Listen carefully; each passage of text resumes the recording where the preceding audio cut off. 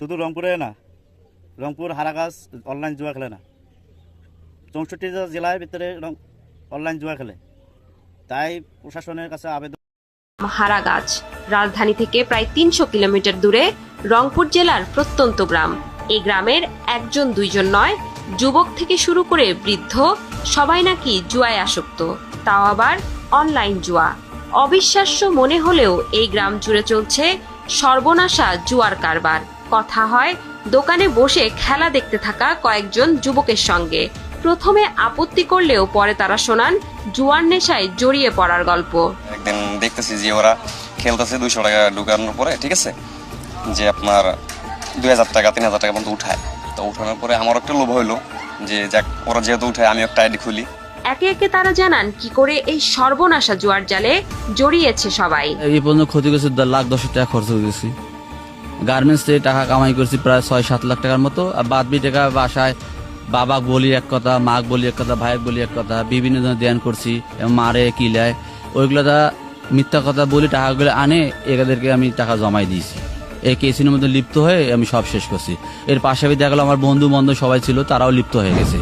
কৌতূহল আর বিনা পরিশ্রমে টাকা পাওয়ার লোভে সব বয়সী মানুষ আকৃষ্ট হচ্ছে এসব জুয়ার সাইটে। শুরুতে 1000 টাকা বিনিয়োগ করে পরে লোভে পড়ে খোয়াচ্ছেন লাখ লাখ টাকা, আর শেষে সেই টাকা উদ্ধার করতে যেয়ে সহজে ছাড়তে পারছেন না জুয়ার নেশা। মধ্যবিত্ত পরিবারের এক তরুণ বলছিলেন অনলাইন জুয়ার সবচেয়ে ভয়ঙ্কর দিক নিয়ে। এখন পর্যন্ত আমার ক্ষতি হয়েছে, মনে করো আমার 4-5 জন মাটিয়েছিল, তাক বিক্রি করছি, হাতে কিছু ক্যাশ ছিল তাক শেষ করছি।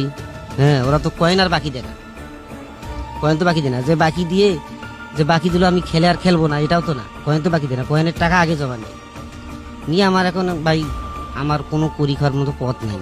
একটা সময় এই জুয়া গ্রামগঞ্জে লুডু, কেরাম কিংবা তাসের আসরে সীমিত ছিল।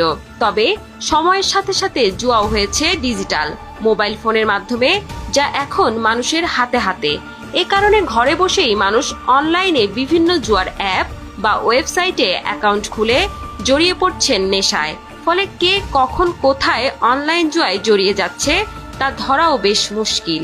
থাকছে না তাদের কর্মকাণ্ড সম্পর্কে জানার সুযোগ। শুধু কি এক স্মার্টফোনই এই সর্বনাশের জন্য দায়ী? নিজ ইচ্ছায় সবাই জুয়ায় মাতছে, নাকি কোনো চক্র কাজ করছে এর পেছনে? সে সবই খুঁজে দেখতে চাই আমরা। তবে তার আগে শুনে আসতে চাই হারাগাছ গ্রামের আইন শৃঙ্খলা বাহিনীর বক্তব্য। 300 কিলোমিটার দূরে বসে যদি আমরা এত সব খবর পাই, তাহলে